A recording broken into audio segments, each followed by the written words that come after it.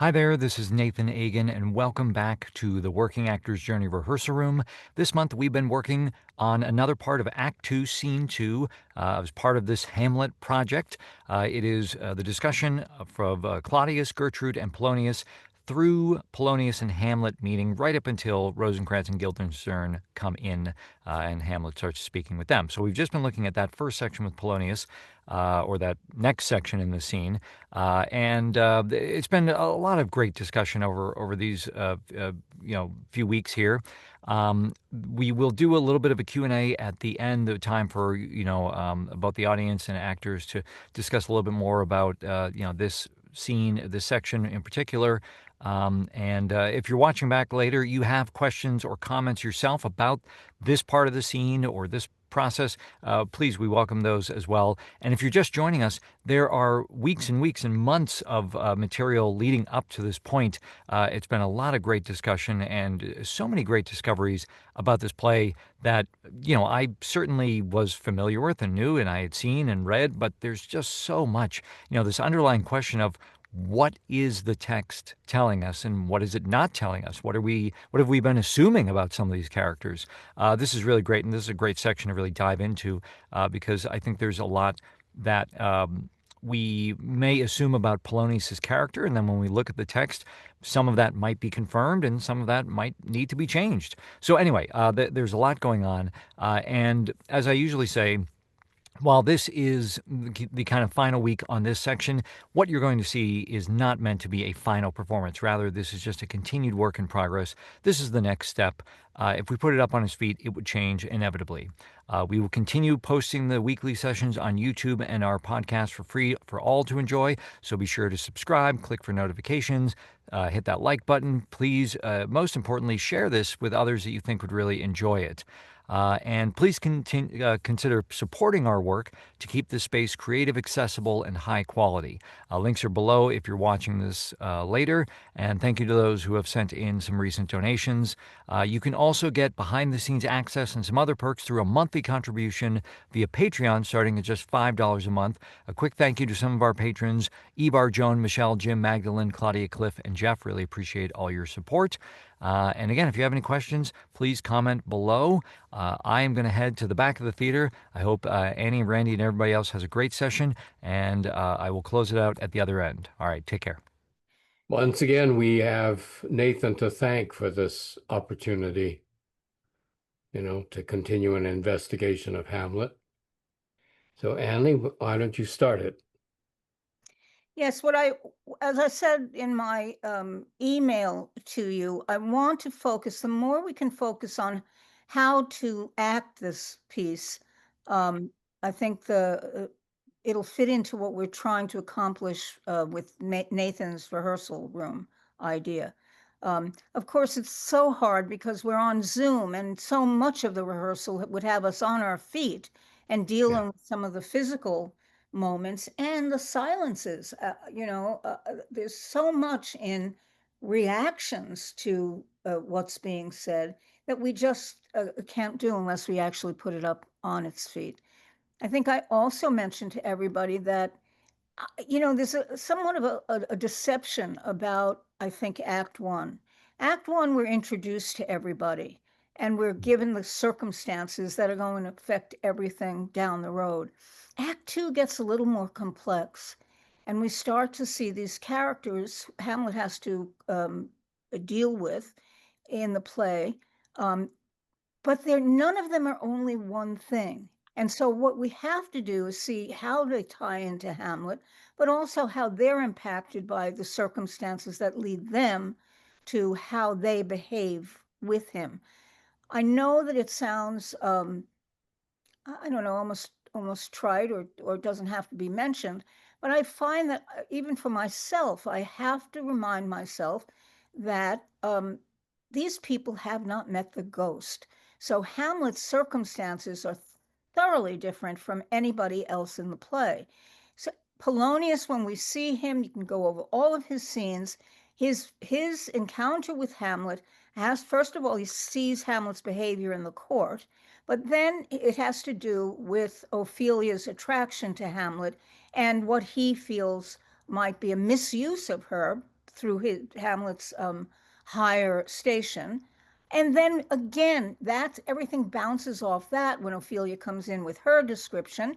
And now he's decided he was wrong about that, but he still ties it all back to that relationship. So anything that he comes up with Hamlet's madness is connected to that. I wouldn't give him any other motivation. I'd let the audience make those choices. Yes, he does foolish things. Yes, you can come to the conclusion that he spies on everyone. All of those things are true, but be careful of allowing yourself to say, he's this, and he would be this even if he didn't encounter Hamlet. See how all of that affects the play Hamlet and see where it goes. I'm interested in the progression now of each character. And I think we can start to mark that out based on where we met them in the first act and then how they encounter Hamlet as the play moves forward. All right. So this scene that we're about to head into is Polonius's further investigation of Hamlet's madness. He already, however, has planned with Claudius a meeting with Ophelia, whereby they will be behind an arras and watch the encounter. But Hamlet happens to be coming into the lobby, and Gertrude notices him. And so Polonius is now going to use that opportunity to investigate further Hamlet's condition. All right. So let's start. And again, what I would ask is that we, just for the sake of time and discussion, that when somebody is reading, if everybody can shut off their cameras, that would be great. But I want the discussion to take place with the people reading first, and then I promise at the end we'll save the last half hour for discussion amongst everyone. It's just, I thought it worked great last week because we got to work with actors, we got to discuss things. And thank all of you who have been writing to me with comments and feedback about the scenes. It's great. And I'm trying to figure out a way to share some of that, some of the discoveries that all of you have made. But let's face it, guys, we're going to be together for a long time. So I'll find an opportunity to do that. All right. So what I would like to do, and because some people here, Randy, I am going to ask Liz to do Polonius, and I'm going to ask Randy if you would do Hamlet. Okay. Are we ready? Uh-huh. Yep. How does my good Lord Hamlet? Well, God have mercy. Do you know me, my lord? Excellent. Excellent. Well, you're a fishmonger. Not I, my lord. Ah, then I would you were so honest a man. Honest, my lord? Aye, sir, to be honest as this world goes is to be one man picked out of 2,000. That's very true, my lord. For if the sun breed maggots in a dead dog, being a good kissing carrion. Have you a daughter? I have, my lord. Let her not walk in the sun. Conception is a blessing, but not as your daughter may conceive. A friend, look to it. How say you like that? Still harping on my daughter. Yet he knew me not at first. He said I was a fishmonger. He is far gone, far gone. And truly in my youth I suffered much extremity for love, very near this.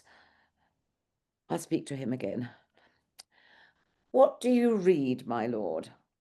Words, words, words. What is the matter, my lord? Between who?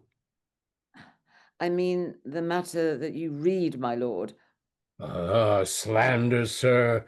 For the satirical slave says here that old men have gray beards, that their faces are wrinkled, their eyes purging thick amber or plum-tree gum, and that they have a plentiful lack of wit, together with weak hams. All which, sir, though I most powerfully and potently believe, yet I hold it not honesty to have it thus set down. For you yourself, sir, should be old as I am, if like a crab you could go backward. Though this be madness, yet there is method in't. Will you walk out of the air, my lord? Into my grave. Indeed, that is out of the air. How pregnant sometimes his replies are.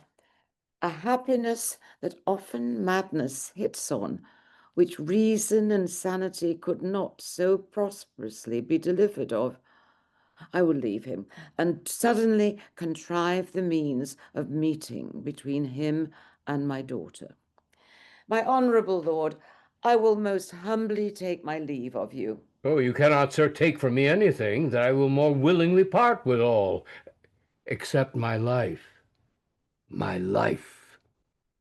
Fare you well, my lord. Ah, these tedious old fools. Good. Good. So let's just talk a little bit about what's happening in the scene. And I'm really talking basics to start with. Yep. So for both of you, if you want to just give me some feedback as to what you see and what you're playing, whatever. Liz? I think Polonius is assuming he's mad, so he's humoring him. And so he's trying to be nice to him, and I think even sort of stroking him a little. I mean, metaphorically, obviously. But then he shares with the audience his reactions and what he's thinking, Yes. what's really going on. Yes. And he can explain, he's good at explaining what's going on. This is how I was when I was young. Yeah, I get that. There's a lot of relating it to himself. Yes. I don't know what else. And I think that, let me just stop just for a second there, because that's a very important discovery. I think you'll find that in some other scenes as well. And that we're finding that a lot of his conclusions are based on who he was as a young man, whether it's his expectation of what Laertes will do when he's in France, whether it's his expectation of what Hamlet will do in taking advantage of Ophelia, that we're starting to see. One of the things that happens to him is this association. His conclusions come from, I was like that. He's using himself as a place to examine and then applying that to the situation. So I think it's an important, it's so little in the scene, but it's an important moment, I think, because again, it reveals how he's coming to certain conclusions. Yeah. Yeah. Yeah, I think so.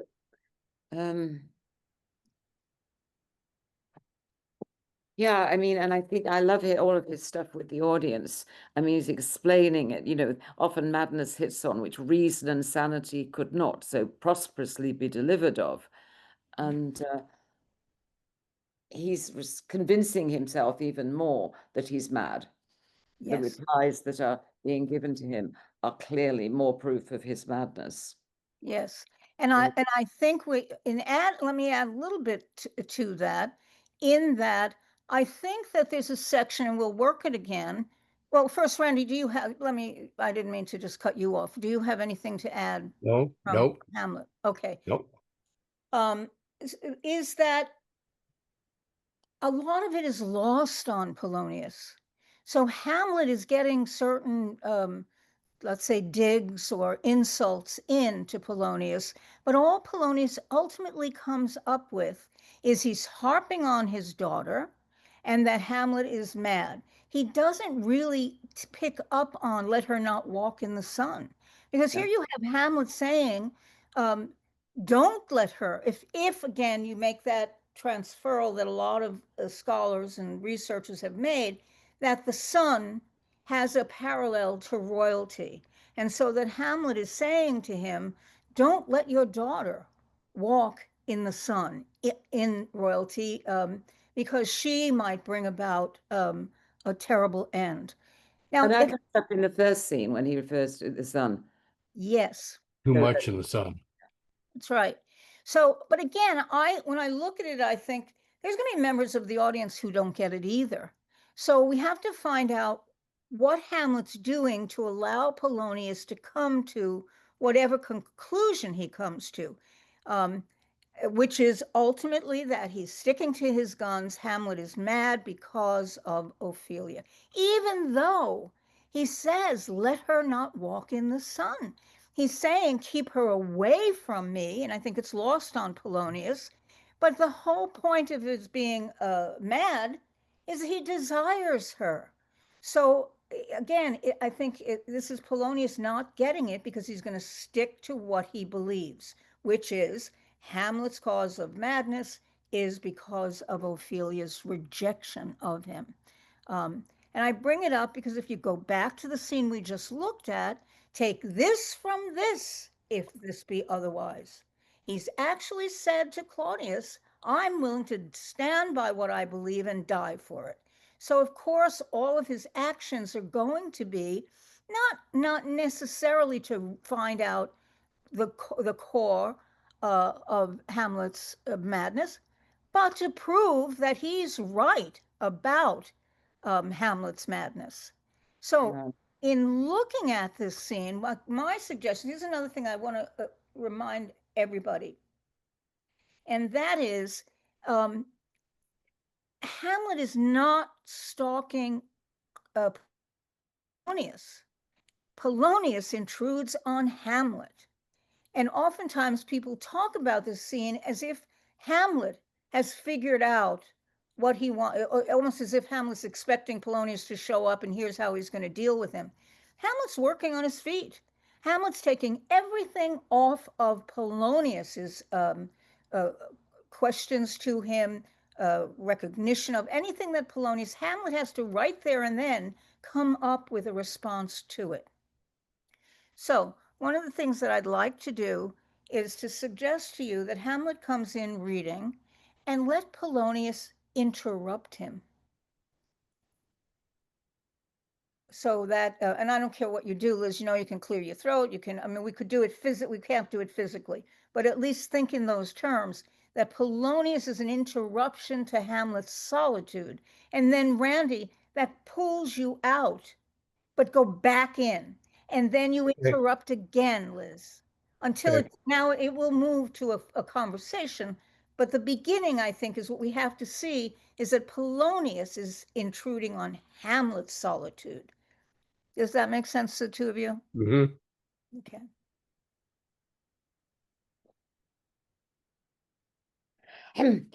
How does my good Lord Hamlet? Well, God have mercy. Do you know me, my lord? Excellent. Excellent. Well, you're a fishmonger. Not I, my lord. Then I would you were so honest a man. Honest, my lord? Aye, sir. To be honest as this world goes is to be one man picked out of 2,000. That's very true, my lord. For if the sun breed maggots and a dead dog, being a good kissing carrion. And Randy, if we can we find a way to him putting on the antic disposition with this line? Since again, Polonius is meeting you with almost the idea of investigating, your change, let's say, by saying, "Do you know me, my lord?" That's what you do with people. You see, do you recognize me? That he's getting to those questions that give him what he wants, which is the lunatic. Okay. I, sir, to be honest as this world goes, is to be one man picked out of 2,000. That's very true, my lord. No, for if the sun breed maggots and a dead dog, being a good kissing carrion, have you a daughter? I have, my lord. Let her not walk in the sun. Conception is a blessing, but not as your daughter may conceive. Now, friend, look to it. How say you by that? still harping on my daughter. Yet he knew me not at first. He said I was a fishmonger. He is far gone, and truly in my youth I suffered such extremity for love, very near this. I'll speak to him again. What do you read, my lord? Words, words, words. What is the matter, my lord? Between who? I mean the matter you read, my lord. Oh, slander, sir. For the satirical slave says here that Let old me men stop have both of gray you for a beards. minute. Hold on for just a sec. I want to go back to that little. I think what Hamlet starts to do here is befuddle Polonius. Because what because you say, what do you read? He says words, words, words, and then you say, matter that you mean, my lord. I think that Hamlet. No, do you want that? Because that read is in all the other editions, and do Yes, you want? I would go with read, definitely. Okay. Yeah. But I think that this is a moment where Hamlet trips him up a little bit with his answering indirectly almost to the questions.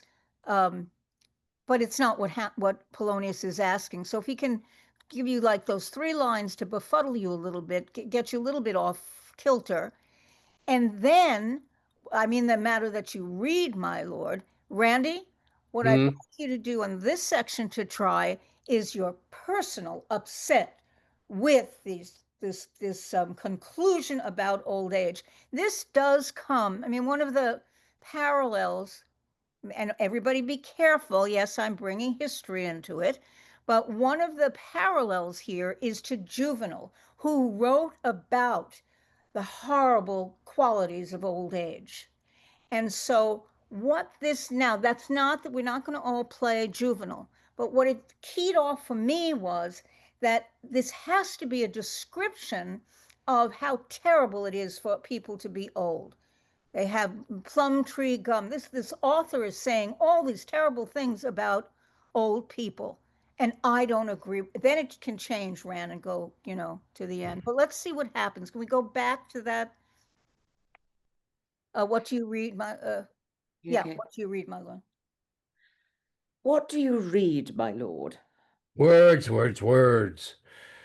What is the matter, my lord? Between who? I mean the matter you read, my lord. Slander, sir.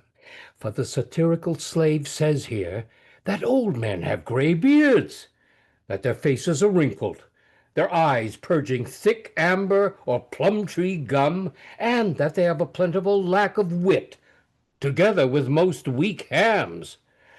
All which, sir, though I most powerfully and potently believe, yet I hold it not honesty to have it thus set down. For you yourself, sir, should be old as I am, if like a crab you could go backward. Though this be madness, yet there is method in't. Will you walk out of the air, my lord? Into my grave? Indeed, that is out of the air. How pregnant sometimes his replies are. A happiness that often madness hits on, which reason and sanity could not so prosperously be delivered of. I will leave him, and suddenly contrive the means of meeting between him and my daughter. My honourable lord, I will most humbly take my leave of you. You cannot, sir, take from me anything that I will more willingly part withal, except my life. My life. Fare you well, my lord. Good. These tedious old fools. Yeah, good. And again, even that tedious old fools, what I love about that line is he's only seeing Polonius as a nuisance. He's not a threat. He's not part of the murder conspiracy. He's not even, he's just a nuisance. And that's why Polonius has to drive this scene. And Hamlet has to act accordingly. Can I ask the reading people who are readers to come back on, so I'm sure that everybody's getting what I'm saying?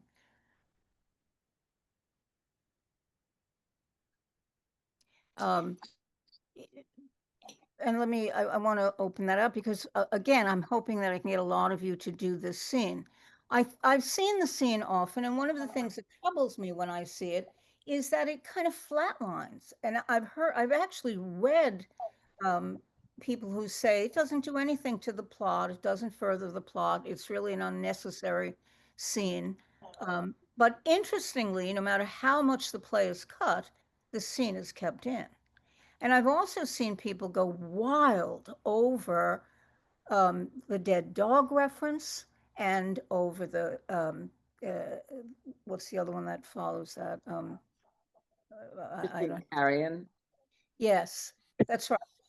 And so what I find in this is what I would like to do is get it to a point where we get it down to what's happening, the action, and to always remember that you have groundlings in the audience as well as more educated people.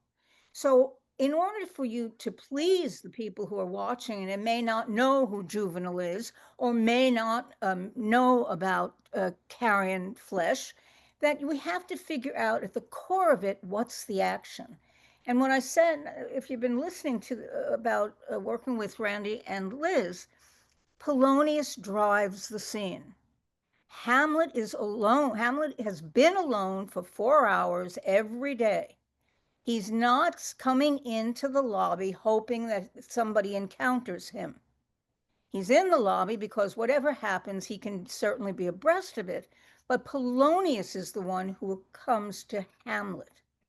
And you can see it even in the very first line. He interrupts Hamlet.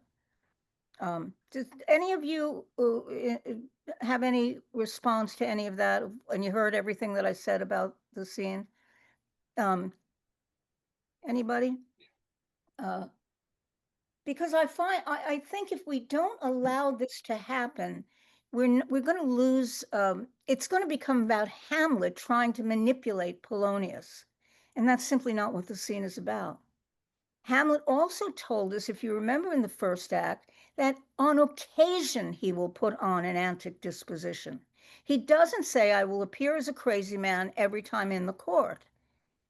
And so he finds when it's suitable to keep a certain disguise going, to keep a way of having people not suspect why he might be in the lobby, he will put that antic disposition on. I hope that you saw in this, and this is the challenge for everybody acting it, is that there's sections of this where he plays the madman. Then there's a section of it when he's absolutely honest. Accept my life, my life. Yeah. But because he's established that Hamlet is, Polonius has established that Hamlet's crazy, Hamlet could say anything. He could say, I heard the king killed my father. But because he's nuts, nobody will believe him. And that's one of the things that starts to take place in the play, is that Hamlet can keep this disguise. In the same way he had the men swear not to breathe a word of it, he is also setting up a situation where no one will suspect he knows anything. And that will happen in the play, which does not happen before the play within a play. So this is a segment where Polonius comes to what he believes is Hamlet's madness. We're going to move on, and Rosencrantz and Guildenstern will think it's something totally different. They think the madness is caused by ambition. And again, all of this, if you think about it, how do you deal with a madman? You're trying to find out what the cause is. Of course, you're going to link it to something you know about that person. That's awry. It says more about the people investigating Hamlet than it says about Hamlet ultimately. And that's why I said to Liz, don't underestimate that wonderful line that Polonius has about, and even in my youth, I suffered such extremity for love like this, because that's his jumping off space. That's what he does. He's done it prior to this in some other scenes. So he's saying this is how young people, and he said that earlier, if you remember, when he talks about young people rushing to decisions. It's as easy for old people to do the same thing that young people. He's basing his decisions on himself, not through any study of madness, not through anything other than I know human beings because I was in that position myself. So that's what it's based on. And So we do it all the time. all the time. Yeah. In our life, we do it. Yes, we do. Base That's right. observations on what we've experienced. Yep. That's right. Because we end up saying, I know exactly why. I know that because I've been there, that kind of thing. It doesn't help when you're the Lord Chamberlain, I grant you. And it doesn't help, once again, I would just say, take a look at what we're surrounded with. I think you're going to find the same thing, assumptions that are made, and people are making life and death decisions based on personal assumptions. And that is totally Yeah. unacceptable. All right. Okay. Any questions? Because I want to see, I want to make sure that everybody's clear on how the scene unfolds. So anybody, am I saying anything that's confusing, or are you ready to jump in and act it? Annie, so you're just about Hamlet reading in Yeah. the lobby. Mhm. So he's just doing that to be around, kind of. Not like any, like, I guess, ulterior motive, but just to be present and aware of like That's what's all we going on. know. Yeah. Yeah. That's all we Okay. know, Nick. We have no speech that he has about, and that's why I was in the lobby here. So, Right. and again, people will conjecture, but I think that what I would say is that that's simply all we know, and it gives us a place for him to be encountered by all of these. It's going to be encountered by Rosencrantz and Guildenstern there. It's going to be where the players greet him, you know, and I think it will also be the nunnery scene. Is that right? Yeah. Yeah. So that's it's just one of those rooms where people come to. It's that kind of lobby. He couldn't be he wouldn't be alone in his own room. He's not going to find out anything then. He Right. wouldn't be in the king's quarters or the queen's quarters. He wouldn't be in the dining room. So it's a place where a lot of activity and a lot of people will pass through. Is the way I've seen it. I haven't heard anything else beyond that. Okay. Anything else? I think too, the last time we heard of Hamlet's behavior was through Ophelia when he came into her closet. So right there, the audience is expecting, okay, what is he going to look like when we see him next? How is he going to behave when we see him next? And if he's disheveled as she describes him, we see that, but he's reading a book. Right. Right. He's not distraught. No, Not no. praised figure. But yet he's had the experience that morning or whenever it was earlier in the day of going into Ophelia's closet. Yep. Whether it was to say goodbye or to take his last look at her and touch her for the last time, or Well, yes, and I think the other thing is this goes back to what the audience gets. yeah, The audience hears that. The audience has an expectation that follows that with, well, the next time I see Hamlet, whatever it is that they feel will come out of that. And he's the opposite, if anything, of that, because he's quite tranquil and he's, of all things, reading a book. Do madmen read books?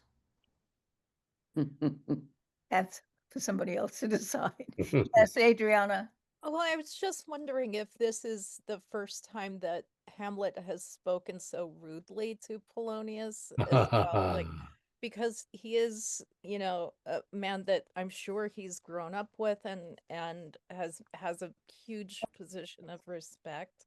And so for him and is the father of the person he loves, and for him to decide to speak to him in this manner is putting on as well, like not just seeming mad, but also like that must be hard for him. I don't know. I Yeah, mean, it's just something I would think Well, about I if I think was it's playing certain, yes, Hamlet. I think it's it's good. certainly It's odd. good. And I think that he has not had a reason to be rude. And I think, again, it's not intentionally rude as much as it is, and I think this is what you're saying, to create this Yeah. persona that he's showing to Polonius. It makes him even more mad that his behavior is like that. You know, and we saw Hamlet. Don't ever forget that we saw Hamlet being rude to the king himself. That's true. You know, so Hamlet has it in him. I think a lot of times one of the mistakes people make about Hamlet is we get very disappointed if he's not a saint.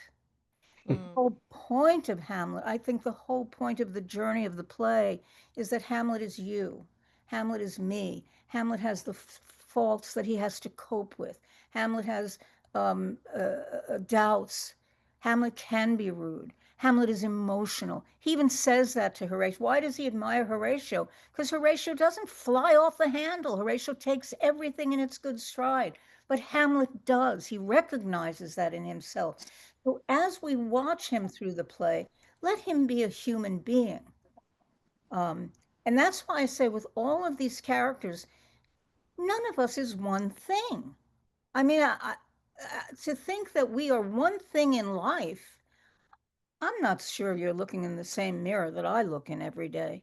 So that we have feelings, we have um, desires, we have circumstances. I always remember being raised a Catholic, that we weren't allowed to eat meat on Friday.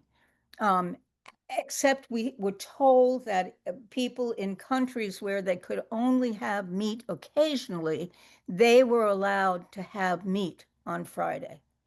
So their circumstance, I was always taken by that because I thought, oh, the sin is based on your circumstance.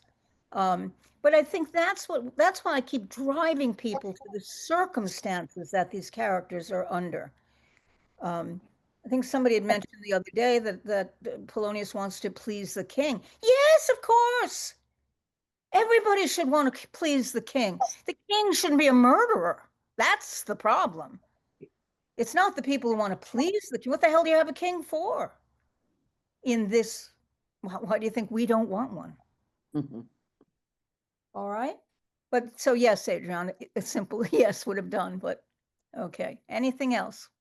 I was just wondering, is anyone, I was just thinking about, we have no insight. Annie, stop me if I'm going into an unactable observation, but I was just thinking, we get this big break from Hamlet. We've established that there's been months that have gone by. We haven't checked in with him, and we don't get a chance to actually get private time with him until after the players have gone and we get Rogue and Peasant Slave. It just struck me for the first time. You had mentioned that, Hamlet he spends his time in the lobby. In a lot of productions, the way it's staged, it makes it seem as if Hamlet is provoking this scene, No. and I realize that maybe I've read that in, but then it just made me wonder. He obviously hasn't had the players do that final provocation into making him take action with the play, but obviously it's on his mind that he hasn't done anything. And I just wondered if he expected that his visit to Ophelia would lead to a visit from Polonius. Let me say that Does that make sense? I mean, he's done something he hasn't done, which is sense to broke me, into her and I've chamber. read, yeah, and I've read a lot of people who take that perspective.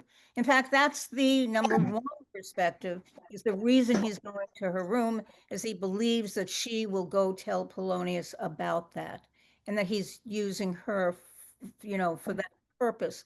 Ben, my only issue with that is,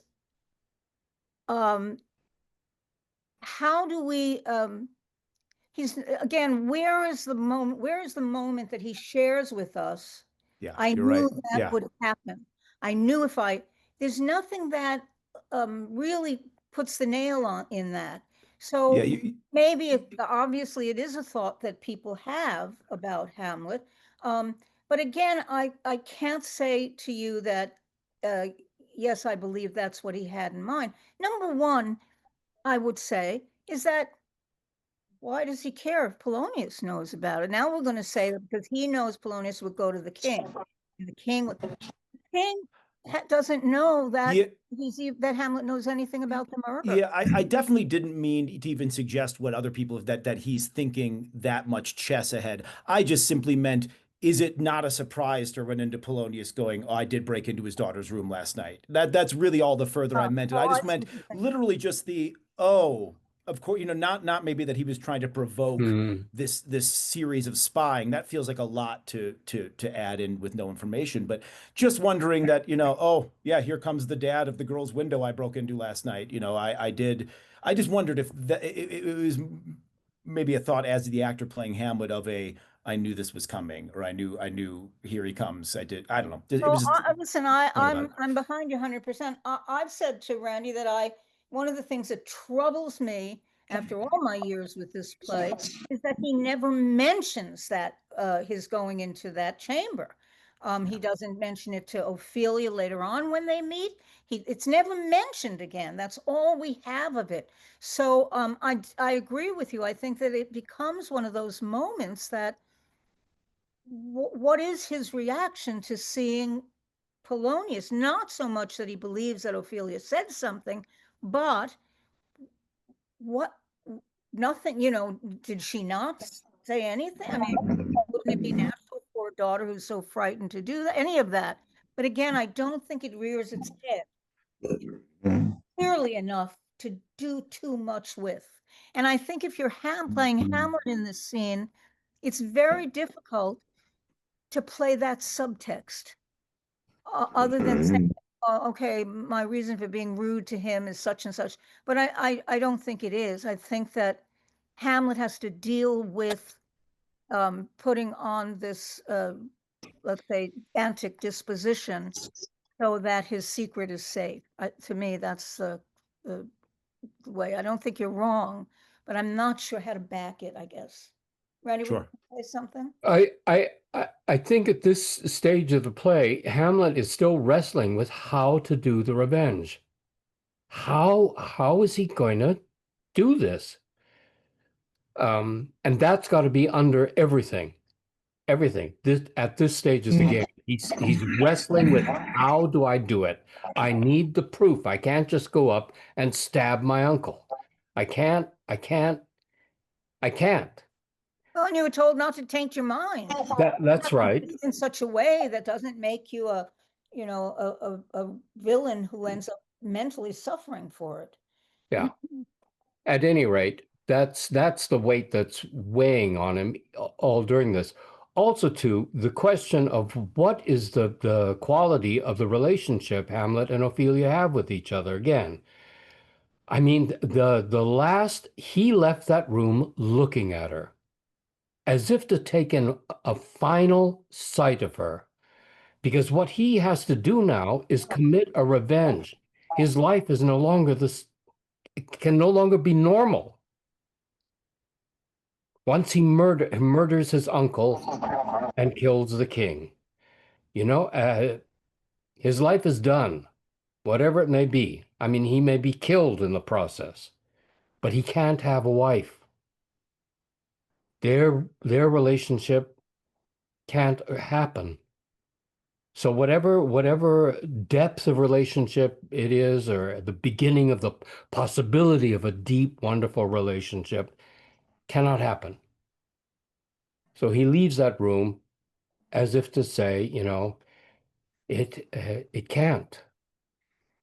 We can't have the love that we perhaps wanted.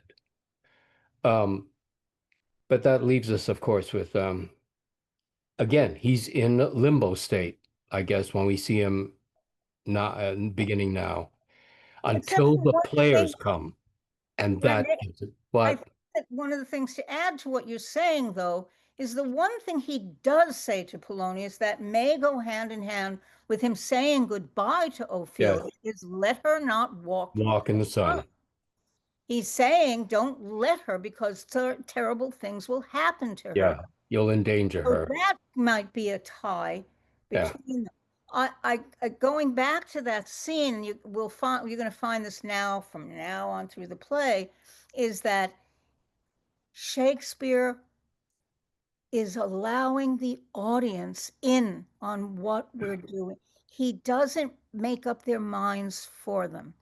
They will watch that Ophelia scene, listen to her description, and the same way Randy is saying that it's goodbye, the same another group of people will say she rejected him, and he sees that as similar to his mother's rejecting his father. So everything that has been said and how people view the play will be what they're seeing. That's that mirror being held up. We hate holding that mirror up. We want you to look in the mirror and see me. See me. I'm the director. See me. But that's not the genius of Shakespeare. The genius of Shakespeare is look in the mirror and watch what your nature is, folks. That's the genius. So we have to allow that audience the freedom, unless a character gives a speech that says, here's why I did it. Richard III is like, look at the Lady Anne scene with Richard III. He hasn't to have to do anything other than pretend he loves her, because at the end he's going to say, you see what I just did? Never happens with Hamlet. No. So allow the audience to participate. Let them participate. Then, why do you think it lasted 400 years? Because he didn't give us the answers. Because then everybody would go out and say, no, that's not it. I think it was this. And then they buy the kids the book, the folio. Folio, number one passed on, only second to the Bible. Family after family after family. Because he's different than any other playwright. And I think this character is unlike any other character because we all identify with Hamlet. All of us think we have a bit of Hamlet in ourselves. You know, women, men, it doesn't matter. But we seem to identify with him. And it's been true for centuries now. This is Shakespeare's everyman, except he happens to be a prince. So, okay. Anybody?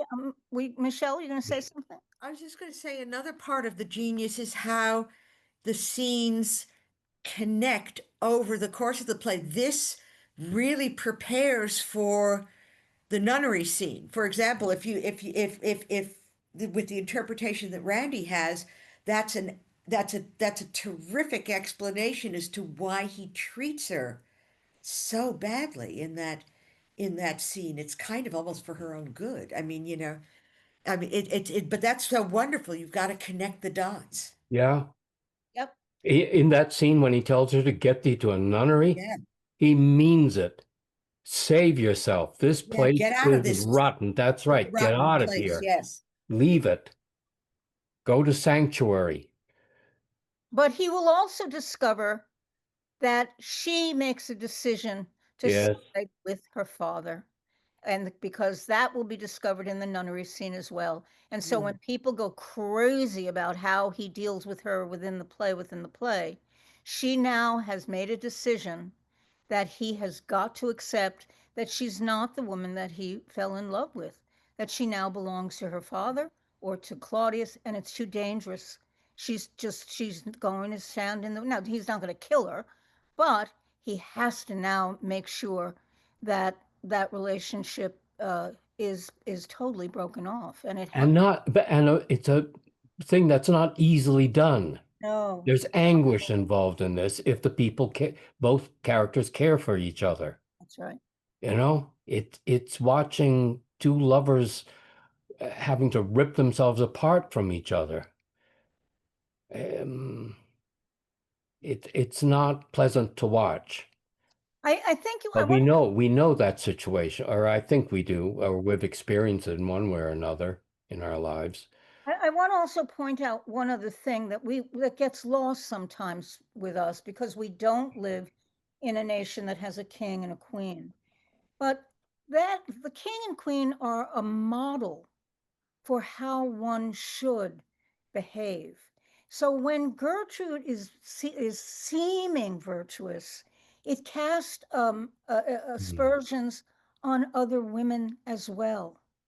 We can say it shouldn't, but that's how important a king and queen king and queens are. It's why Ophelia will give the speech, the mold of the glass of fashion and the mold of form, followed by everyone. That's the model that we will follow. That's what it is to be king and queen. It's not just to be royalty with golden bathrooms. It's far beyond that. It has to do with the behavior that it affects everyone who follows you.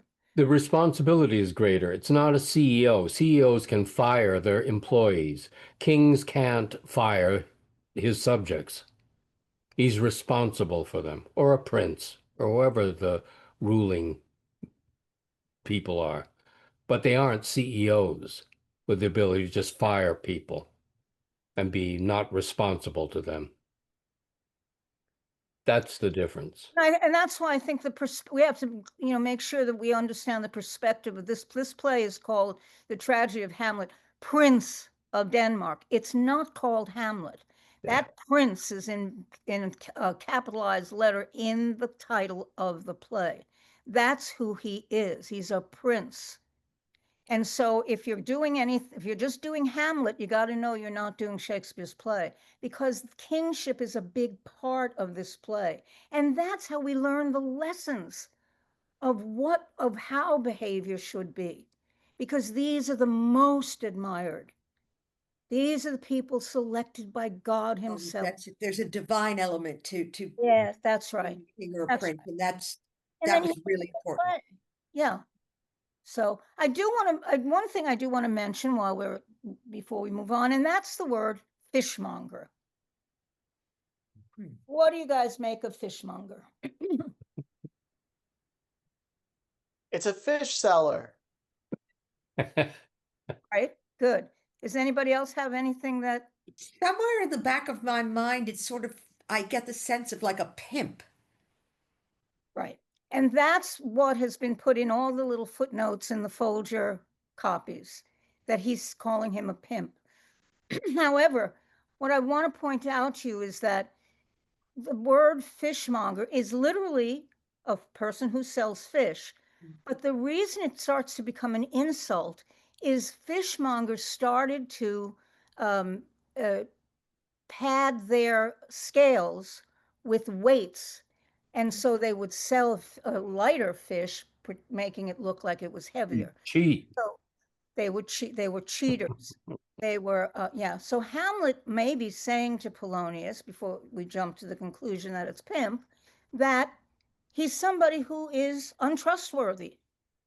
And that's why I think when Polonius says, then Hamlet says, I wish you were so honest a man, because a fishmonger who cheats his customers is more honest than you. And that's when Polonius says, honest. Fishmongers aren't honest, if he's taking the rude version of it. If not, he's just confused, and that it can be either. It's a question mark on honest. So I think that a lot of the conclusions about fishmonger and Hamlet telling Ophelia, being mad in front of Ophelia, and that he's going to tell Polonius, but that's not the right. The one I'm thinking of is that he overheard that when he's with the king and the queen, that Hamlet overhears him talking about the plot to the king and queen, even though in the script, in the folio, Hamlet comes in much later than any of that is said. But a lot of people have come to the conclusion that the only way he can call him a pimp is if he understands that Ophelia is going to be loose to him. But you're taking one meaning and you're traveling with it, and nothing else comes of that. So I just want to make sure everybody understands there are different meanings to fishmonger. Now, the important thing once again is people in the groundlings and much of the audience will hear fishmonger. They don't pull out their Ardens or their Folgers and say, oh, look at this. Sometimes it means pimp. They have their reaction to it, and it can be any of that. There's no way in our production that we can make that anything other than fishmonger. And the audience is going to have to accept whatever it is. What does that tell you? It tells you that Hamlet has to make it into a rude comment. The acting has to make that happen. So the least educated person in the audience gets it. Now we can find, that's why I say it all depends on the action, not the minutia of the kind of research that we're all doing with these scenes. We need to know it. And Ben, I'm glad you brought it up. You as Hamlet you're asking your question because it can inform how you play Hamlet. That's what's most important. If the information can inform, now it may help you play Hamlet, but it should help you come up with an action for Hamlet, not an internal kind of subtext that says, oh, this is what I'm going to play. And however, I'm going to play it with these words. But if they get in my way, I'll just brush them out of the way. I just saw that recently.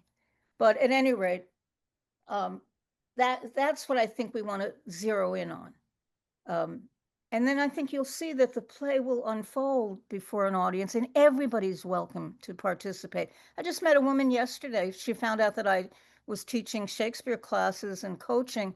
And she said, oh my God, I found Shakespeare was always so hard. I felt like it was never written for me. And it broke my heart because, again, as all of you know, we developed a theater that promised the audience you didn't have to know anything. You could come up that hill and you'd understand everything that was happening. And we made good on it for 10 years. So it breaks my heart when I see people still today saying, not for me. At any rate, sorry to go on. But let's do it again, okay? And now here, I know there's so many of you. I have a list in front of me. Sharon, would you do Polonius? And Ben, would you do Hamlet? I was sending that out into the universe. Oh, good. Okay, I got it. It's like you read my mind. You ready, my kind friend? Absolutely.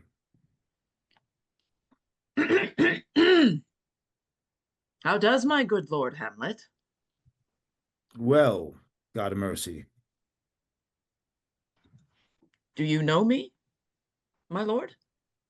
Excellent, excellent. Well, you're a fishmonger. Not I, my lord. Then I would you were so honest a man. Honest, my lord. Aye, sir. To be honest as this world goes is to be one man picked out of 2,000. That's very true, my lord. For if the sun breeds maggots in a dead dog, being a good kissing carrion, have you a daughter? I have, my lord. Let her not walk in the sun. Conception is a blessing, but not as your daughter may conceive. Friend, look to it. How say you by that? Still harping on my daughter. Yet he knew me not at first. He said I was a fishmonger. He is far gone, far gone. And truly in my youth I suffered much extremity for love. Very near this. I'll speak to him again.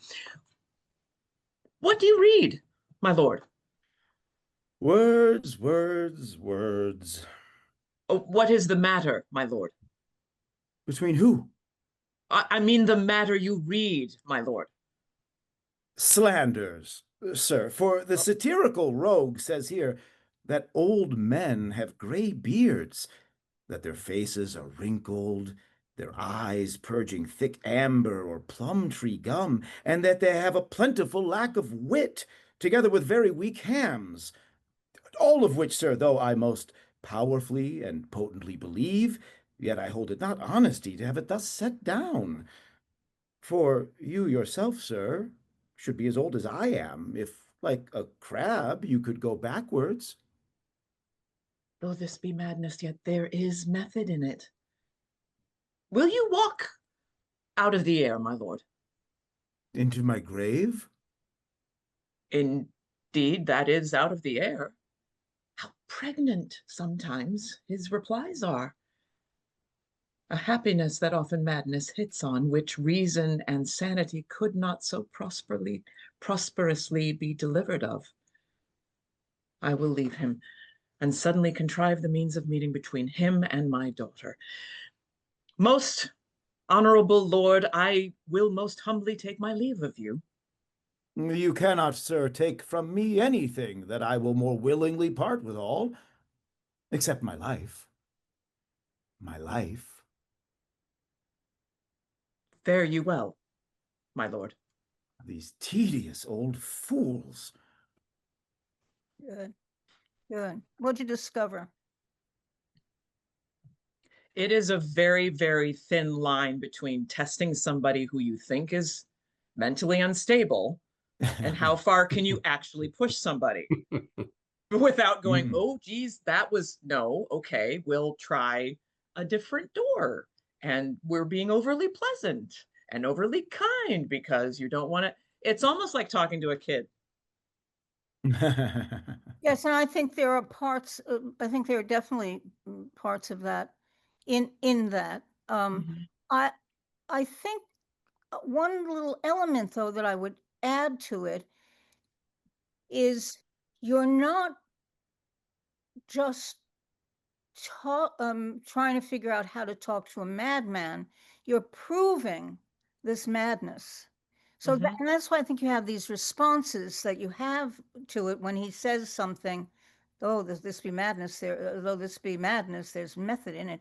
I would also suggest, actually got the idea watching you guys, is when you say, though this be madness and method in it, can you give us the impression that you're on to him? And then come to the conclusion that, oh, but madness often hits on.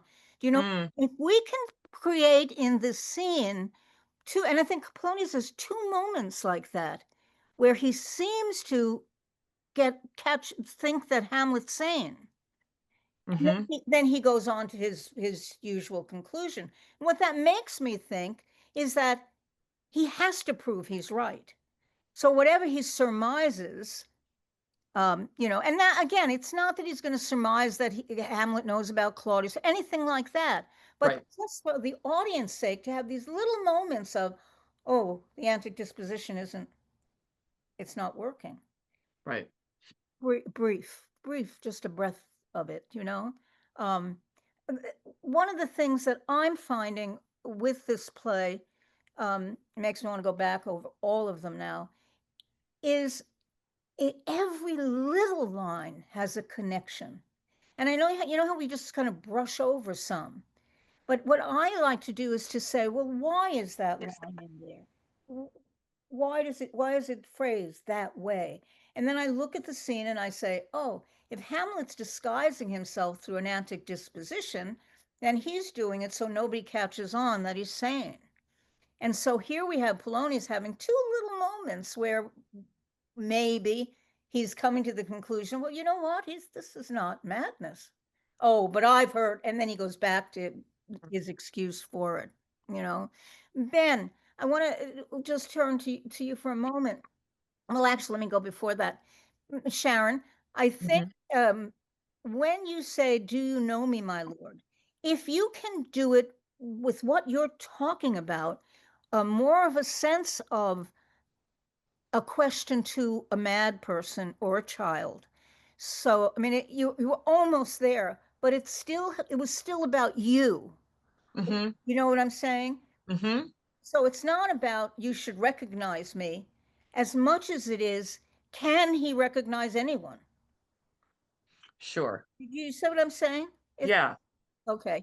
It just made me think of somebody who, it's slightly different, but it is a mental thing. It's almost akin to somebody who has dementia and you're like, so is this a good day or a bad day? That's right. Yes. Yeah. It's something that we do when we are unknowledgeable about people's condition. We do it when we speak to people who speak a foreign language or who don't know or don't speak English. We speak louder. Right. It's sunny today. Right. Sunny today. And gesture like crazy. The sun? It's the same thing with Polonius right now is he believes he's dealing with the madmen.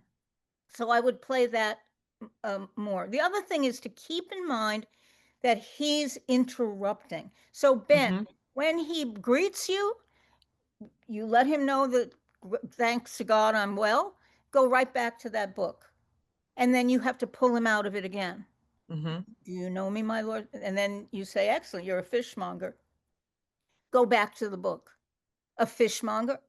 And then, somewhere you'll pull out completely, but we need to establish that he's interrupting your private time, not the opposite. It's not you waiting for Polonius to come into this situation.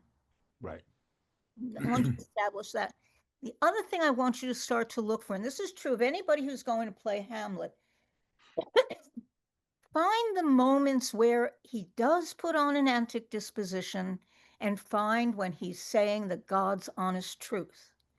Because when Polonius believes you're crazy, you will be able to say anything. My little hint to you would be at the very end when Polonius says, would walk out of the air into my grave, that is out of the air. I will take my leave of you. You cannot take anything from it. It goes back to cursed spite that ever I were born to set it right. So allow it to be, again, to be or not to be. Allow it to be an honest upset with your condition and what you're faced with. He won't be able to see through it. He thinks he's really come to the conclusion by this point that you're out of your mind. And then when you say that, and then you say, accept my life, my life. Honest, honest, honest. And then he leaves thinking you're crazier than ever. Mm-hmm. Then you're back is tedious old fools. I had to spend my time with, that's what he sees Polonius as, a tedious old fool, not a threat, not, that's what he is to Hamlet by the end of it. And because, why do I know? Because Hamlet says it when he's alone on stage. He shares it with us. These tedious old fools. He doesn't tell Rosencrantz and Guildenstern, but it's Hamlet's expression of what he had to put up with Polonius. Okay? Can we start it again? And the other, let me just go back to the insane part of it. I think, as I said to Randy, I think when you get to that, if the sun breed maggots in a dead dog, if you can do it with this sense of, oh, look at this. Isn't this interesting? Put that in front of Polonius so that, again, Polonius thinks you're crazy. And then when you get to the section about, I hold it not fit, that section where he's talking about old men, again, we're just trying this, be enraged by it. Throw a fit about it. And then at the end, you can come back to, and although I believe it, it's not right to set such things down, because the more you play mad at that section, the more honest you can be at the end. That, I think, is the trick for anybody playing Hamlet, is the balancing act of when is it antic and when is it Hamlet? Because once we set the idea that he's crazy, he's going to be able to say anything. And the only person who will see through it in the play will be Claudius. Everybody else thinks he's mad, and they'll all have a reason for that madness. And it won't have anything to do with killing the last king. Okay? So can we do it one more time? Please. Yes, please. Ready?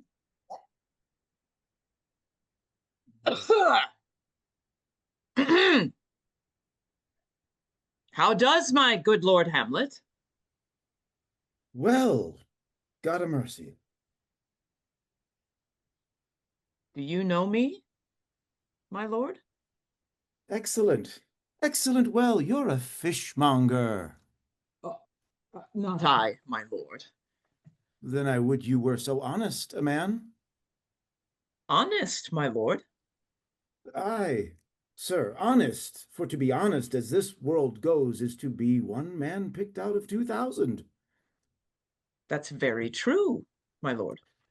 For if the sun breed maggots in a dead dog, being a good God-kissing carrion. Have you a daughter? I have, my lord. Let her not walk in the sun. Conception is a blessing, but not as your daughter may conceive. Friend, look to it. How say you by that? Still harping on my daughter. Yet he knew me not at first. He said I was a fishmonger. He is far gone. Far gone. And truly in my youth I suffered much extremity for love. Very near this. I'll speak to him again. What do you read, my lord? Words, words, words. What is the matter, my lord? Between who? Oh, I mean the matter you read, my lord. Slander, sir. For the satirical slave says here that old men have gray beards, that their faces are wrinkled, their eyes purging thick amber or plum tree gum, and that they have a plentiful lack of wit, together with most weak hams. All of which, sir, though I most powerfully and potently believe, yet I hold it not honesty to have it thus set down. For you, sir, should be as old as I am, if, like a crab, you could go backward. Though this be madness, yet there is method in it. Will you walk out of the air, my lord? Into my grave? Indeed, that is out of the air. How pregnant sometimes his replies are. A happiness that often madness hits on, which reason and sanity could not so prosperously be delivered of. I'll leave him, and suddenly contrive the means of meeting between him and my daughter. Most honorable lord, I will most humbly take my leave of you. You cannot, sir, take from me anything that I will more willingly part with all, except my life. My life. Fare you well, my lord. These tedious old fools. Yes, yes, yes, yes. You see how we're bringing it to life. It's not about right or wrong. It's about actors acting the play, and you both did. You both took it the next level. That's what I think we have to do with this. It's no longer a scene that makes no sense to anybody, or that Polonius has to find a way to be funny, or Hamlet has to be funny, or whatever it is we stick on this. But it's a scene that now it's alive. I didn't know, Sharon, what you were going to say next, and I didn't know, Ben, how you would respond. And that's what we want. We want people to hang on it. What's next? What's next? Rather than, oh, I know he's a funny guy. Yeah, I'll just Right. Okay. There was a certain this time, and I think it's simply because we got permission, thank you, for taking our time. There was a fair amount of discomfort for Polonius this time. I was like, oh my holy God. It because that imbalance of he could say anything, whether it's truth or not. And I'm like, oh dear God, oh God, not that. Oh, right. And then I'm like, oh, wait a minute. Oh crap, I was like that when I was his age. Well, you know what? Let's try a different time. Oh God, he's wow, dear ye. Which also led me to think this time too. I wonder if Polonius gets done with this because he left the king and the queen. He said, hang on, you go, I'll be right back. And finds this out and runs right back and goes, yep, he is bonkers, goo goo gaga, he's gone. Yeah. Like now I have more proof and I can't even begin to tell you how bad it is. Yep. Yeah. Yeah, there's a reason to bring it to an end. He's gotten what he's been seeking. Right. He's ready for the next step. Right.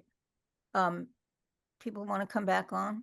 I feel like I know Randy could certainly speak to this, having done it so many times, but it strikes me how this is the the first of so many exchanges like this where it is Hamlet almost figuring out how much are people going to put up with from me. I mean, it's the most obvious with Osric at the end where he just goes nuts with it. But, it feels like this happens again with Rosencrantz and Guildenstern. This sort of like, are you really going to it's so insulting to me that you are actually believing that I mean, it's an interesting, and I feel like this being the first one of those where actually noticing how, wow, they really think I'm that crazy, or, just a little bit of testing the water of, what will people put up with from me? Yeah. Yeah, how far can he go? Right. Mhm. Which How is why honest can I be? Yeah, under this umbrella, how honest can I be and get away with it? Right. And I think it's kind of, this is the first of many of those in the play. We're going to get to see more of it when he meets Rosencrantz and Guildenstern, Yep. about when he's honest with them and when he puts on something. Mm-hmm. So it behooves the actor to find out when those occur. I think it's very, when Hamlet talks about honesty, I would you were so honest a man. I think honesty is a value that Hamlet has. He wrestles with that notion a lot, because later in the nunnery scene, he'll ask Ophelia, "Are you honest?" So he's somebody that for whom honesty is a wrestling match within all the time. How honest am I? What is it to be an honest It man? even goes back to seams, madam. Yep, You know, so right from absolutely. that first Absolutely. seams, madam. I know not seams. So yeah, that's part Yep. of the that's trying to find out. They're trying to find out the truth. That's part of it. He has to find out the truth. Good, very good. I'm very, very happy with working. And what I'm hoping what you walk away with, again, is not that it's right or wrong. Yeah. There's one way of doing it, but that it has to stay alive. The biggest crime that you can do on stage is to be uninteresting. I mean, and I've seen these plays. Why do you think people cut plays? Because they become uninteresting because nobody knows how to keep it alive. But what we're finding here is even this tiny little scene is packed with action. What I do appreciate with both groups is that you guys were doing it on the spot. You didn't plan it and say, here's, I'm going to say this line because this is what this line means. We're finding the action behind it. And it becomes fun to see you guys work is what becomes exciting. And truth be told, every time you perform, you have to do the same work. Got to start all over again. Once you like your performance and think, okay, I'll just turn that in tomorrow night, you killed it. That's how much hard work is involved in doing these plays. And it's wonderful to watch. I mean, I hope it was exciting to do, but I also know how tiring it can be. I think if you guys remember, those of you who were there when Randy did the final performance of Hamlet, one of the final performances, he was sick as a dog. And we had to cancel the performance, and Chuck went down the aisle to call it off, and the audience booed. They didn't care if Randy died on the stage. They wanted their Hamlet. So that's what you want it to be. You want that audience. I can't get enough of it, right? So not just it worked. Say what you will, it worked. I don't want theater to work. I want it to thrill, Okay, I'll leave it at that. I'd like to do it one more time. And now Sharon said I was fulfilling a wish of hers. So Randy did Polonius. Nick, would you do Hamlet? And Alex, would you do Polonius?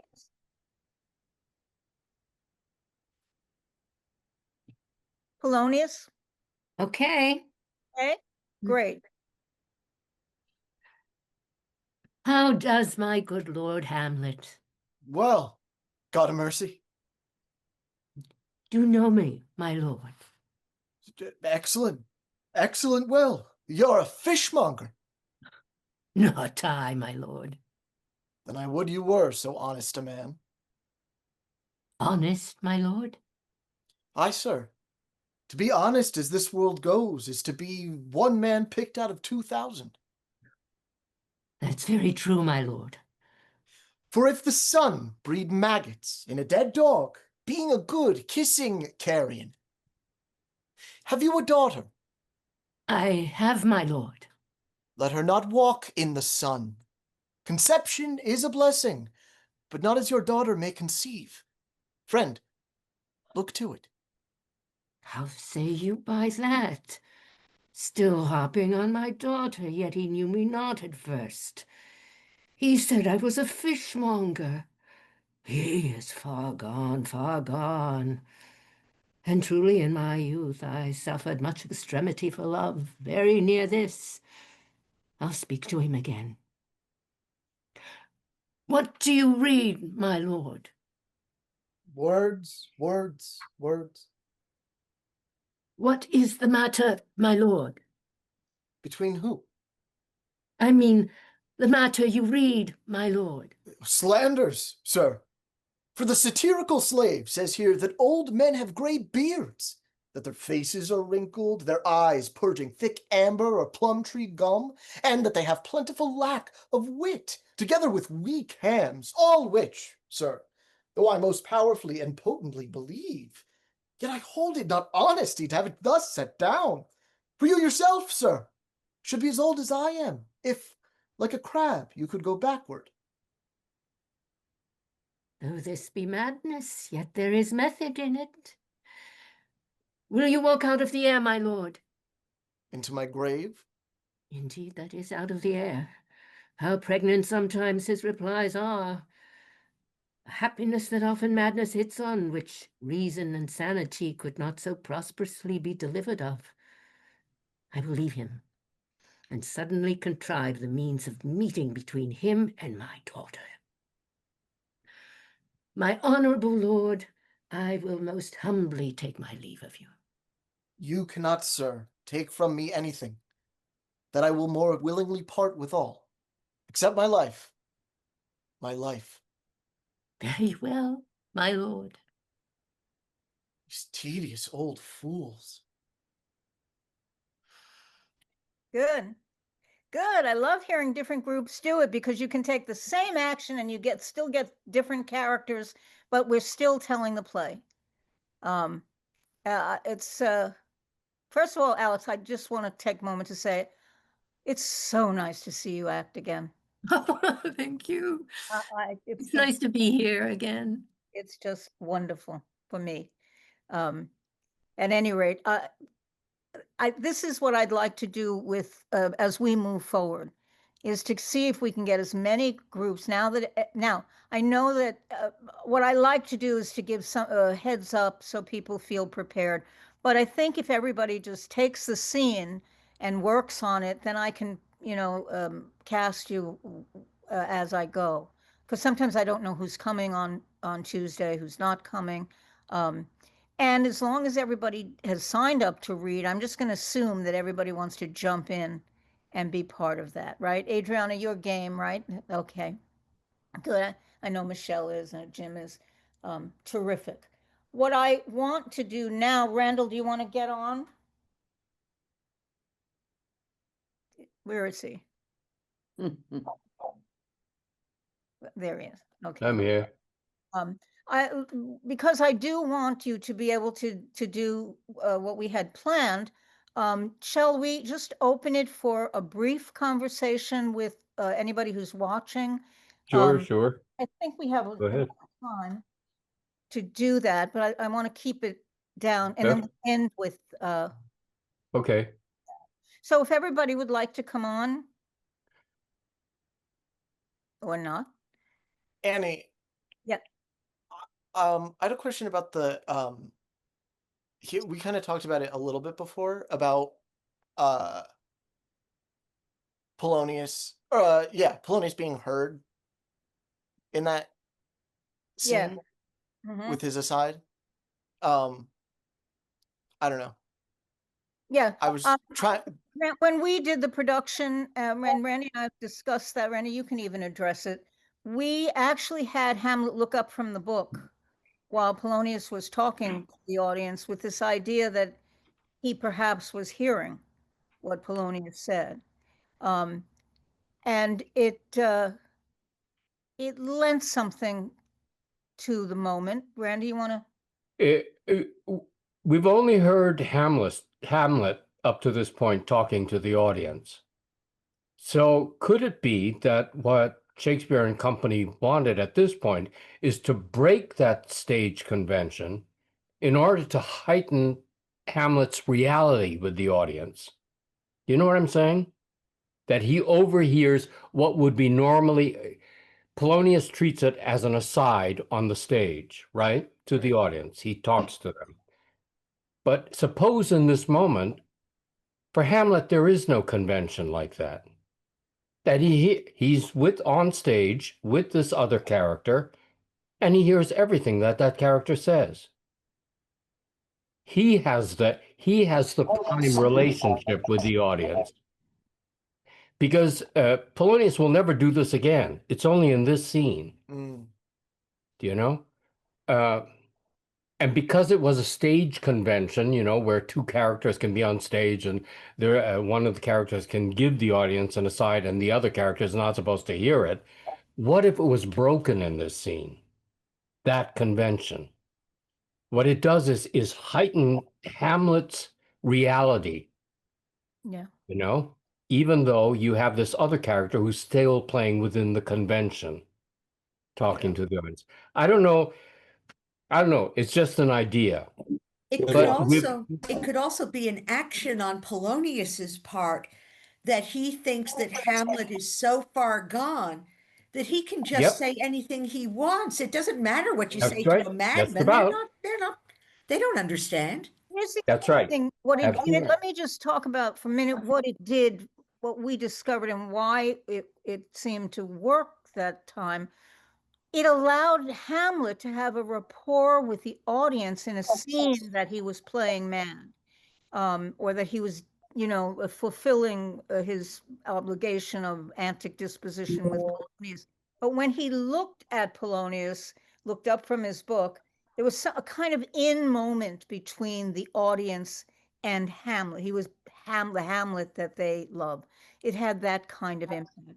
I told Randy I have questions about it, but again, you know, it's one of those things that you fall in love with it, and I think that's your point of view, Michele, is great because it's this idea that he's too crazy to know what I'm doing. Yeah. So does that answer your question, Nick? Yeah. This is why I wish it were all up on its feet and we could take a look at it.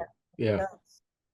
So I think because this will affect the when he does see Ophelia, the only information he gets by overhearing the aside is that Polonius will contrive to have Hamlet meet his daughter. That's the only thing. So next time Hamlet will see her is after doing To Be or Not to Be. And he says, the fair Ophelia, question mark. And then he addresses her, you know, but it starts with a question for Hamlet, really. Oh, did your father set this up? And then he watches, okay, what is she doing here? And she'll say, I'm here to return things to you. She rejected him, right? Mm-hmm. So what? I don't know. It can start the nunnery scene differently than we usually normally see it done. Yeah. But here are these two who could have been lovers meeting again, right? Yeah. Okay. Complex. Yeah. Time, because I do want you to read your passage. Okay. Right now? Yeah, I think so. We have only about 20 minutes left. So half hour. If anybody who's observed had anything, if they can briefly let us know what, if not, email me with your thoughts and I'll definitely get back to you. Anybody? Annie, a quick one. Yeah. Randy, I love that Hamlet's in on the asides, because essentially Hamlet in this scene is playing both sides of the chessboard. What I found really interesting was that when Hamlet calls him a fishmonger, he then takes it, misinterprets it, but goes as far to take an aside to the audience. See, he's mad. He called me a fishmonger. Yeah. I think what that's showing is, in fact, that Polonius may in fact be on the autism spectrum. He doesn't get metaphor. It's all about him. He doesn't get nuance. He doesn't get social nuance. So when the queen says more matter, less art, he then in the very next scene, the very next speech, goes into kind of bizarre art form. So I think that's all I have for Polonius. He's letting us in on his mental construct. Thank you. They all do. In trying to explain Hamlet. Okay. All right. So I wrote in my email, Randy, that you wanted to read something to everyone, and I think this is the time. Listen, part of this whole investigation is to simply try to understand the play as it is, so an actor can perform it. You know, very often we jump to interpretation before knowing what the hell is going on in the play. So there are a lot of things that inspired Annie and I both to head in this direction. And one of this is very early on, we came upon a book called The Dramatic Imagination, written by one of the great American designers who worked during the first half of the 20th century. His name was Robert Edmond Jones. Did a lot of stuff on Broadway. I think designed some of the sets for John Barrymore's Hamlet, if I'm not mistaken. At any rate, there's an excerpt that I wanted to share with you that has meant a great deal to me and has challenged me over the many, many years. And it starts off with this. It's surprisingly difficult to find actors who seem to mean what they say. How often one is tempted to call out to them from the audience, "It's a lie, I don't believe a word of it." A deep sincerity, a voice that comes from the center of the self, is one of the rarest things to be found on the stage today. It seems odd that this quality of conviction should be so hard to find in the theater. But I've been speaking of actors, not of acting. Great roles require great natures to interpret them. Half our pleasure in seeing a play lies in our knowledge that we're in the presence of artists. But this pleasure of watching the artists themselves is soon forgotten if the play is well performed, in the contagious excitement of watching a miracle, the miracle of incarnation. For acting is a process of incarnation, just that, and it is a miracle. I have no words to express what I feel about this subtle, ancient, sacred art, the marvel of it, the wonder, the meaning. The designer creates with inanimate materials, canvas, wood, cloth, light. The actor creates in his living self. And just as the good designer retires in favor of the actor, so does the good actor withdraw his personal self in favor of the character he's playing. He steps aside. The character lives in him. You're to play Hamlet, let us say, not narrate Hamlet, but play Hamlet. Then you become his host. You invite him into yourself. You lend him your body, your voice, your nerves, but it is Hamlet's voice that speaks, Hamlet's impulses that move you. Hamlet is as real to you or I. To watch a character develop from the first flashes of contact in the actor's mind to the final moment when the character steps on the stage in full possession of the actor, whose personal self looks on from somewhere in the background, is to be present at a great mystery. Just some words to challenge and inspire. Because in our modern theater, we seem to have forgotten that. It's all about commerce. It's all about buying and selling and about getting ahead and look at me, look at me. And in the meantime, the play is forgotten. The playwright is forgotten. The mastery of that artist that created the piece. So I don't know. This is part of Annie and I's struggle, to find out, to scope out what is the play giving, what kind of clues does it give us as to how to perform it, how to do it. And I think Robert Edmund Jones, sitting out in the audience and watching actors work, I mean, we've all done that, sat in the audience and wondered, oh my God, is this really happening?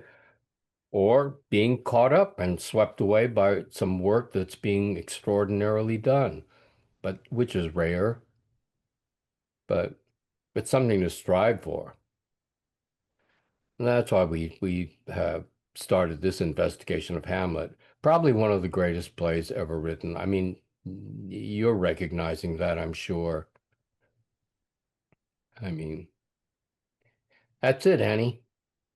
And I wanted to share that with you before we all went on our Thanksgiving break, because we won't pick up again till December 2nd for another 3 sessions before the next big holiday break. Brandy, I just want to add one little thing to that, and that is that Sure. the reason that Randy read it to me the other night, and then we both agreed that it should be read again, is that as we move forward, that's what's going to be tough about our investigating this play, because it was written for great acting, and that's something that's hard work. I mean, to just think we can do it on Zoom, and we've been having a great time with all of you, but I think you all know, and Randy certainly knows, that without it kind of challenging us to the core, it's very hard to do that on Zoom, to get it to the core of our being. It's very hard to understand where this play operates from and what Hamlet. I mean, we reference the nunnery scene, what those two young people go through, but we're going to see it as we move forward. It gets deeper and deeper and deeper, and the kind of acting it calls for, I don't believe we'll be able to accomplish on Zoom, but that's what we're going to be shooting for as we move forward. And so to be inspired by Robert Edmund Jones, I think it's important, because he's not the only ones. I mean, as you know, Randy and I come from a background. We had the great privilege of knowing and working with Morris Karnofsky and Phoebe Brand, and I attended some of Stella Adler's classes, and we're standing on the shoulders of giants, people who have created in the theater, and it would be wrong of us to let them and what they were trying to create die out. So I think the more we can bring those voices into these sessions, the more enhanced the sessions will be as we go on the exploration. Okay. I think there's something about living in our time where the past and those who came before us, we don't see or hear anymore. And we think that we can take a Shakespearean play and do what we will with it, cut it, rearrange it, do whatever we wish with it. But in the meantime, the play isn't speaking to our time.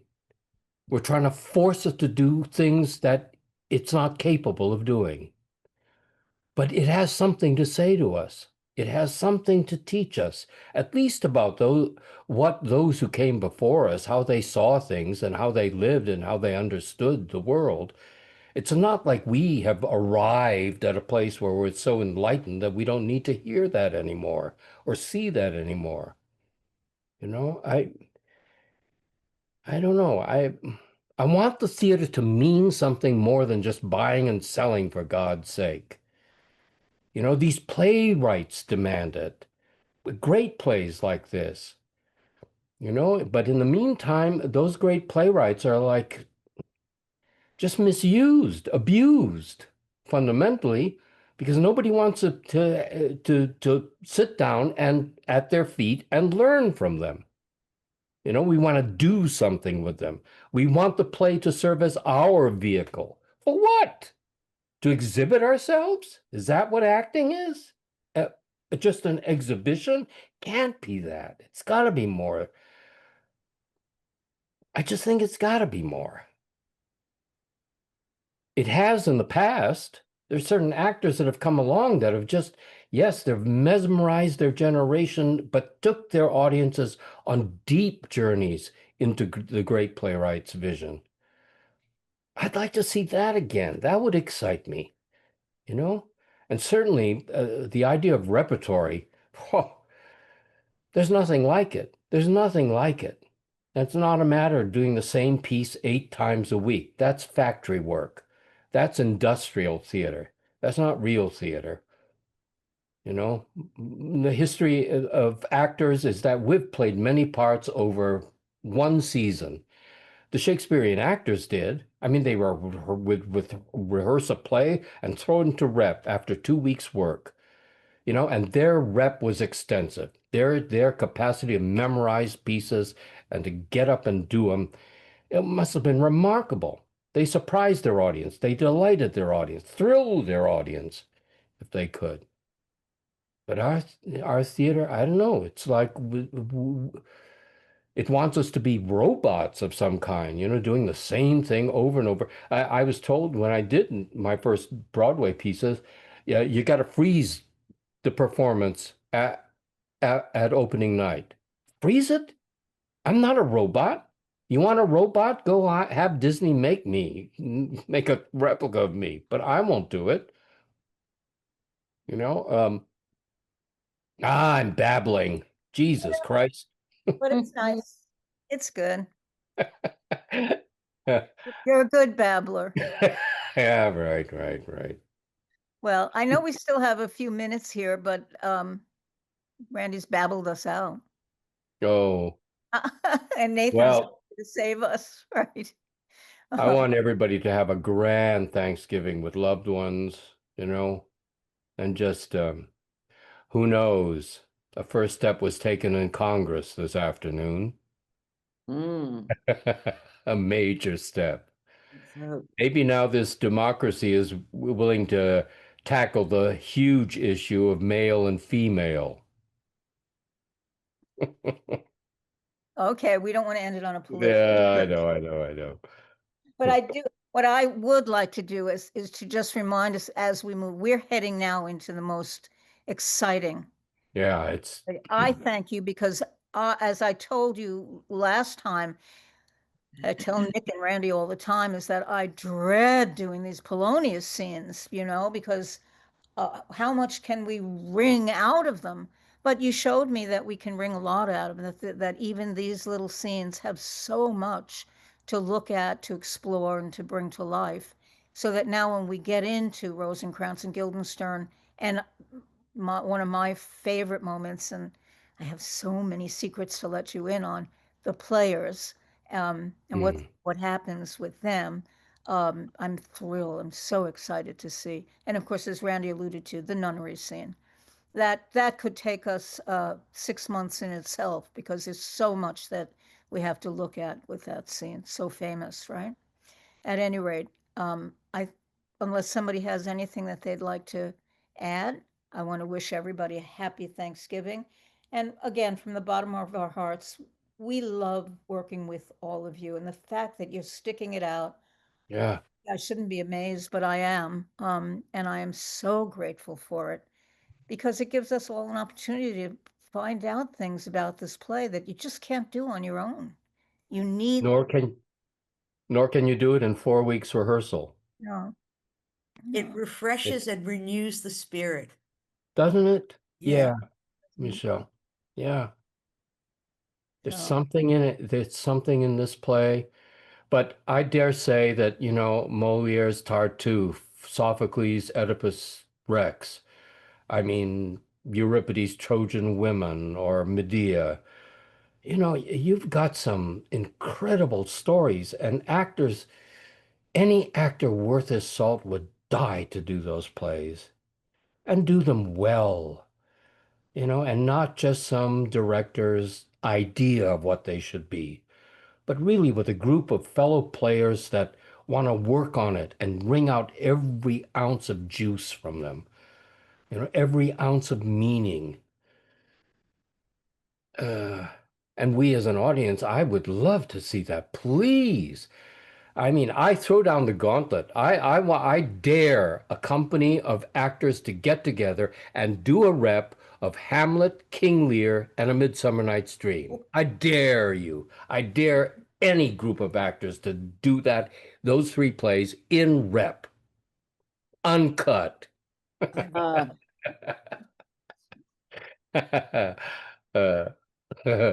How long do you have? Well, I don't know. At any rate, thank Yeah. you all. Have a great, great holiday. Can't wait to see you December. What See is you it? again in December 2nd. Bravo. Thank you. Bravo, you two. Bravo. Thank you Love so you much. guys. Bye. Totally. Great to see you all. Thank you so much for tuning in to this session. I really hope you enjoyed this look at this part of Act 2, Scene 2 in Hamlet. But don't go anywhere. There is more ahead. We are going to move into the next section of Act 2, Scene 2 next month on the next series. Very excited to continue to explore Hamlet's relationship with his friends Rosencrantz and Guildenstern, and what does he learn from them? What do they learn from him? And where do we go from there? So as I mentioned at the top, there are links below for you to learn more about this Hamlet project that we've been doing, to support the project however you can, whether that's through subscribing and liking and sharing, or if you are able to support us financially through Patreon or a one-time donation, we really appreciate that as well. And that is it. On behalf of all of the actors and artists, we so appreciate and so enjoy doing this work, and hope that it has been meaningful and rewarding to you, and enriching your experience either as an actor or audience member to this play. So with that, I hope you have a great time, and we look forward to seeing you back next time in the rehearsal room. All right, take care, everybody. Bye.